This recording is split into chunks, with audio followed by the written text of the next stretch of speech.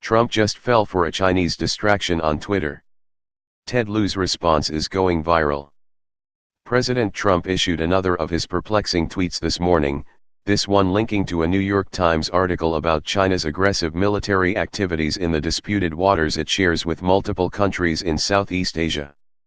The article, entitled Mattis Accuses Beijing of Intimidation and Coercion in South China Sea, highlights the tumultuous relationship between the US and China in the Trump era, with on-again, off-again tariff threats, the negotiations with North Korea's Kim Jong-un, and favors to the Trump family business all complicating matters.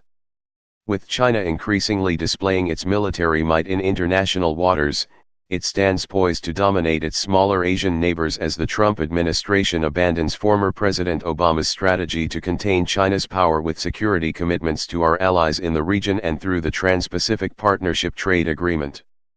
While the question mark in Trump's tweet makes it difficult to tell whether he is or isn't surprised that China would be doing this, Congressman Ted Lieu, DCA, replied to the president's potentially incredulous query with a tweet that highlights the inexcusable ignorance behind Trump's question. That briefing will have to be verbal, given the president's notorious aversion to actually sitting down and reading anything longer than a bullet point. Count on Representative Lieu to point out the obvious flaws in Trump's seemingly improvised foreign policy and his jumbled thought process.